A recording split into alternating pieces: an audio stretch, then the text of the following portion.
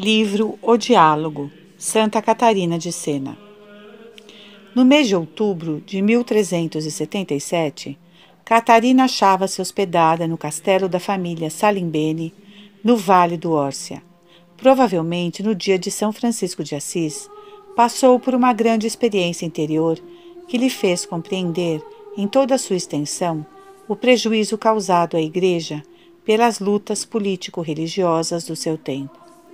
Além disso, por aqueles dias, recebeu uma carta do seu diretor espiritual, Frei Raimundo, na qual ele expressava iguais sentimentos. Vivamente impressionada, a santa respondeu-lhe com a carta número 272, escrita de próprio punho. Tal carta, segundo a opinião de todos os estudiosos, constitui o germe da sua obra-prima, O Diálogo. Não sabemos com precisão as datas que delimitam a composição deste livro. O Frei Raimundo diz o seguinte: quase 2 anos antes da morte, o céu lhe revelou a verdade com tal clareza que Catarina se viu obrigada a difundi-la por meio da escrita, e pediu a seus sectários que permanecessem prontos a transcrever quanto saísse de sua boca, logo que a vissem entrar em êxtase. Assim, em breve espaço de tempo, foi composto um certo livro que contém o diálogo entre uma alma que faz 4 pedidos ao Senhor, e o próprio Senhor, o qual lhe responde, instruindo sobre numerosas e úteis verdades. Toda a questão se põe a respeito daquele em breve espaço de tempo de que fala Raimundo. A professora Giuliana Cavallini, na introdução com que apresenta o texto crítico do diálogo, resume as suas investigações dizendo: as hipóteses sobre o espaço de tempo durante o qual Catarina teria ditado seu livro variam, como se sabe, de no máximo de mais ou menos 13 meses, de outubro de 1377 a outubro ou novembro de 1378, a um mínimo de 5 dias, de 9 a 13 de outubro de 1378.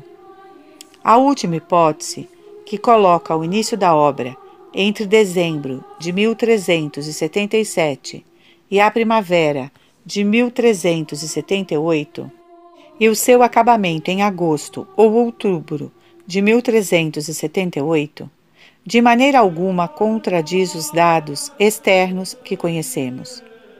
Encontra até confirmação na estrutura do diálogo, assim como hoje claramente nos parece. De tal estrutura resulta que o livro não foi composto em poucos dias, todo de uma vez, mas durante um espaço de tempo bastante longo. Resulta ainda que, a partir de um núcleo fundamental, foram feitos sucessivos acréscimos sem se perder, aliás, até fortalecendo a sua unidade. Na forma como foi ditado pela santa, o diálogo não continha divisões especiais, além daquela dialogal que lhe é característica, nem possuía um título. Catarina não deu um título ao seu livro. Para ela e para os seus discípulos era o livro, e ninguém se preocupava de indicar com outras palavras seu conteúdo.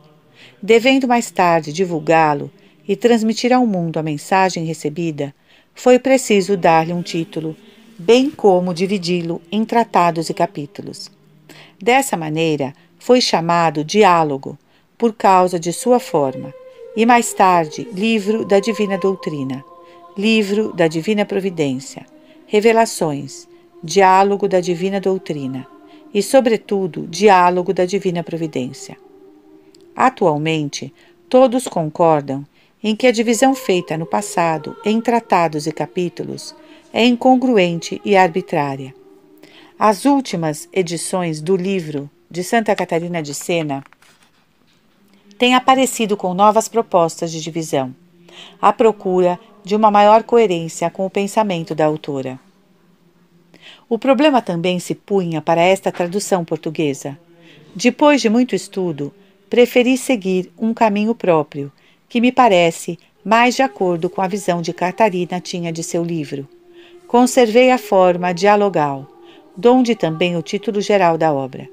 Realmente, o livro de Catarina é um diálogo entre uma serva e Deus Pai, sendo cada fala ou discurso introduzido por uma apresentação redacional de um terceiro locutor.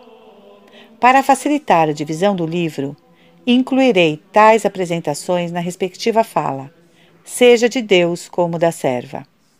No total, são 37 capítulos. Nos números ímpares, quem discorre é a serva. Nos pares, Deus.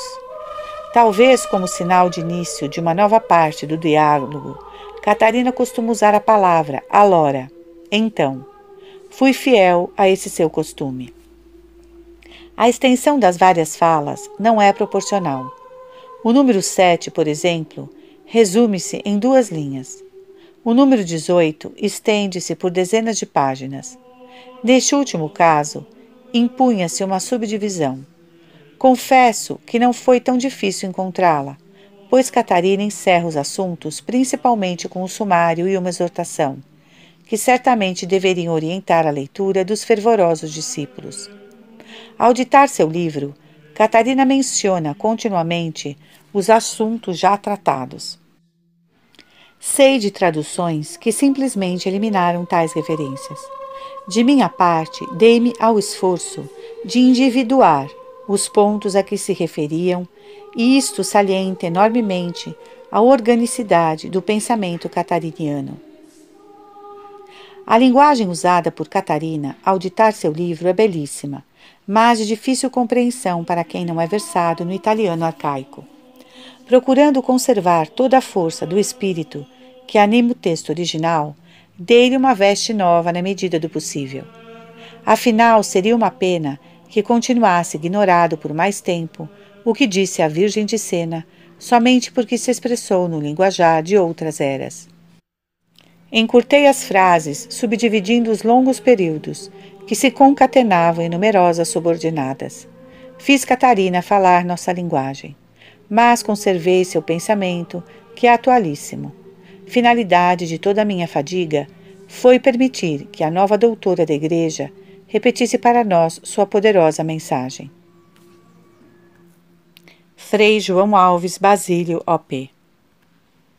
Introdução ao diálogo com Deus Pai. 1. Catarina em vigília noturna. É pelo amor que o homem se une a Deus.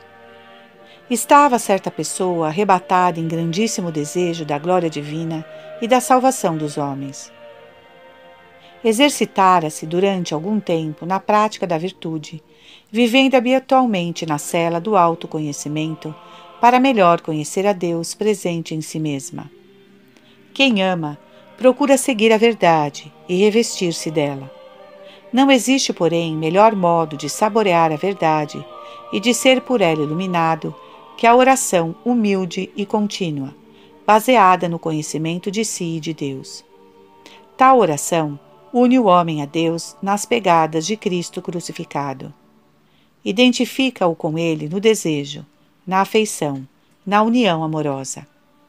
Jesus parece afirmar tudo isso quando diz: quem ama, guarda minhas palavras, e eu me manifestarei a ele.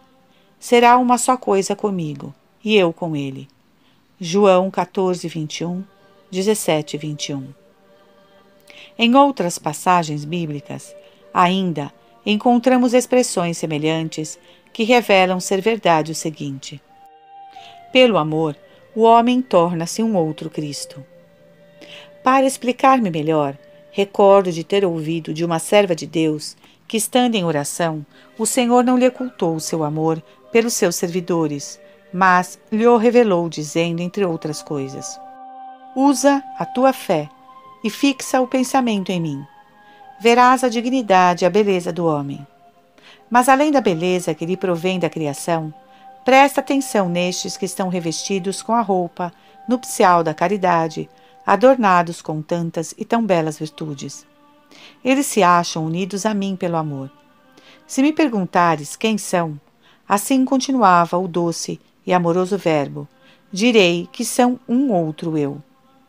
Eles destruíram a vontade própria, revestiram-se da minha vontade, uniram-se a ela se conformaram. Realmente é pelo amor que o homem se une a Deus. As 4 petições. Desejando conhecer e seguir mais virilmente a verdade, aquela serva elevou a Deus o seu anseio.